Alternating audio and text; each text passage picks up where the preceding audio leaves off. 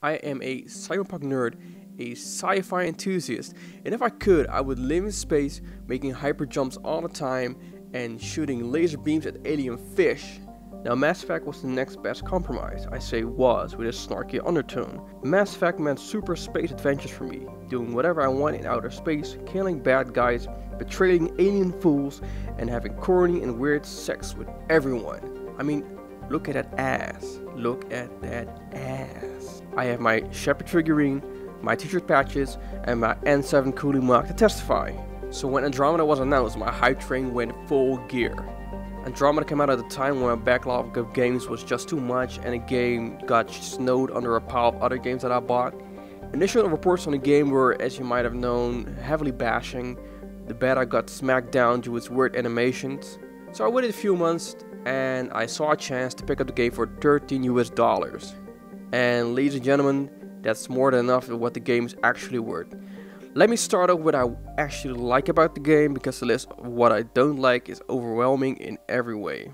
Andromeda uses the foundation of looks from the previous Mass Effect games. Ships, weaponry, outfits and alien races all look like they're from the previous installments.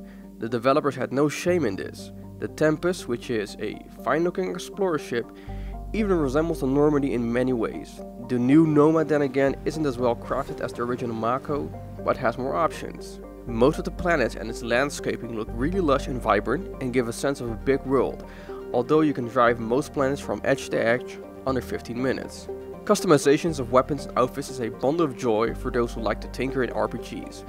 There is an option to research and develop all your gear, which means finding necessary elements and space material to create the best weapons and outfits. I personally like this option and prefer this above buying or finding weapons. And then there's this sheer excitement of facing the bosses for the first time. But that excitement quickly fades away, knowing that this whole game only has 4 types of bosses. There's a mech suit enemy called a Hydra, a remnant enemy equivalent called a Destroyer, the cat-head Ascendant, and top of the cherry there's the remnant Architect. Now don't get too excited, these mid-bosses are just copy-pasted all over the place for the entire game session. The developers use every milking excuse to throw these enemies at you. Even when progressing into the story, they just multiply these bosses for a fight to make it harder. Thus, every boss encounter quickly gets tiresome and a chore. When I first booted up the game, I needed to download a whopping 12 gigs on updates. I think and hope that these were mostly bug fixes. Let me address the elephant in the room at once. Yes, the shitty facial animations are still present. They are not as clearly visible as before the update, but your character rider has the expression of a limp ghost monkey. Then again, the other characters in the game got screwed over in another way. During cutscenes they randomly disappear, clip into each other, facing other directions when talking, sometimes float away or have some kind of face Ebola. Most part of the cast is also unlikable. Andromeda tries to sum up a varied team to choose from, but because these characters lack any great backstory, they fall flat. Throughout the game I only came to like Drac, PB and Cora, and that's mostly because they are straight to the point and I do what I tell them to do. And there's the question of non-playable characters. These are scattered all over the place but have nothing interesting to tell you. The first few hours I was actually trying to follow the stories the NPCs tell you, but was treated to constant non-value disappointment. Eventually I was just pressing the skip button to avoid every conversation. In previous Mass Effect games, listening to an NPC conversation could earn you XP, and these conversations were worth hearing. As I mentioned skipping, the side quests are all filled with boring fetch quests and moving from A to B to C. This made me use the fast travel option a lot because it felt like actual work. Fast travel allowed me to at least skip traveling to these boring points of interest. When I play a video game, I tend to play to relax, enjoy the scenery, not just continue my work. And although the side quests feel like working for no salary, the payout comes in another way. My radar became so easily overpowered later on thanks to all the gained experience points. I tend to play all my RPGs that way as I like my character to have some power. But reaching level 50 in this game, or above, like what I reached 55, makes you extremely powerful if you have the right tools combined, like the right armor, team and weapon set. When playing, I faced many scripted fights where a rider will scream things like, "We're not gonna make it," and required assistance. But in fact, many times I was just facing the threat with ease, and a couple of times riders spoke her dialogue when the fight was already finished. These quests also show how lazy the animation team went in telling a great story. When a situation occurs, the animation team had the choice to render out what is happening. Instead, they chose almost every time not to. A good example is when Ryder needs to combine an electrical wire with a generator to create energy for opening a door. All this could have been well done in an animated cutscene, but instead is shown by Ryder using command prompts.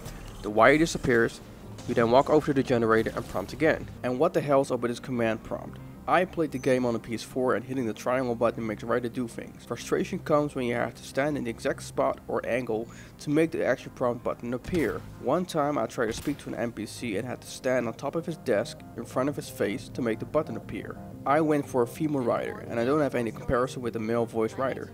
And although the voice of female Ryder as a voice actress is a good one, I felt it not fitting for her as this character.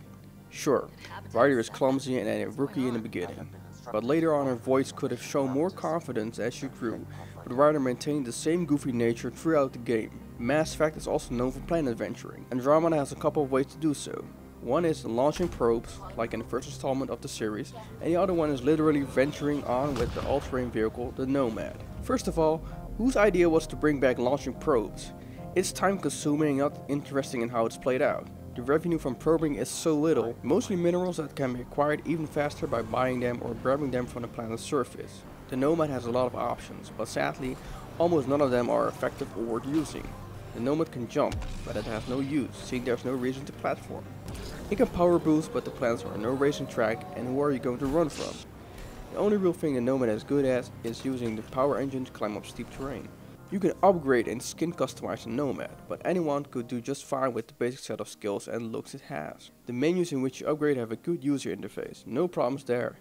But why is the font size so goddamn small? I played it on my 4K 55-inch flat screen and I still had to lean forward to see shit. Another thing that bothered me, sometimes I had items with stock ranging in the hundreds, sometimes thousands, that I wanted to sell. Why can't I choose to sell per 100 items at a time? Instead, I had to hold down the right button on the D-pad and wait until it reached the correct selling amount. Answers to choose from don't make a difference most of the time. They are the same answers, only in a different form. Only during team character loyalty missions or the main story your answers are decisive for future actions. Giving correct answers only help you in your final quest, as where you get help from people you choose during conversations to help. Then this all initiates to the final mission, utterly a clusterfuck of a mess. The developers had no idea for a great story ending and tried to copy something that looks like an incoherent ending from Mass Effect 2. At level 50 or above, the final mission is a laughable breeze and dull. You must fight off enemies and push forward in remnant corridors with acquired help from friends you made along the way, depending on how you chose your answers during loyalty and the main missions. But if you're above level 50, you can easily do without the extra help.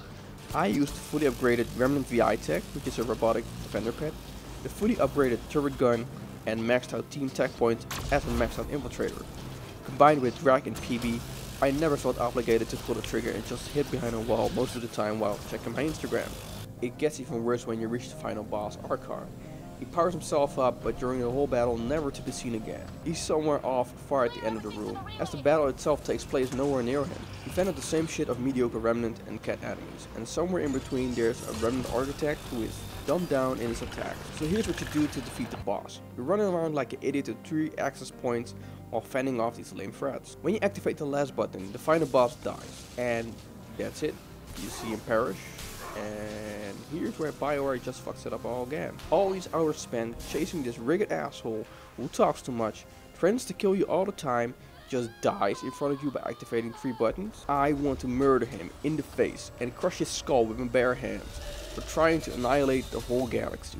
Afterwards you get lots of sappy blah blah with your teammates, and luckily a skippable ending credits, and then a final shit on the cake. The Archon is still alive and walks towards the camera. Black screen. There is absolutely nothing, no indication that this asshole could have survived his death. It seems like the developer just pushed this awkward twist into the game, maybe hoping that they could produce a sequel. My final conclusion on Mass Effect Andromeda is that it is the pivotal classic of how not to produce a narrative story-driven RPG. Only one word comes to mind when I speak of Andromeda: boring. Add up the painful bugs, the dull hazels which call themselves side quests, and the anticlimactic final boss, and this easily wins by far the prize for the most mediocre RPG ever made in history.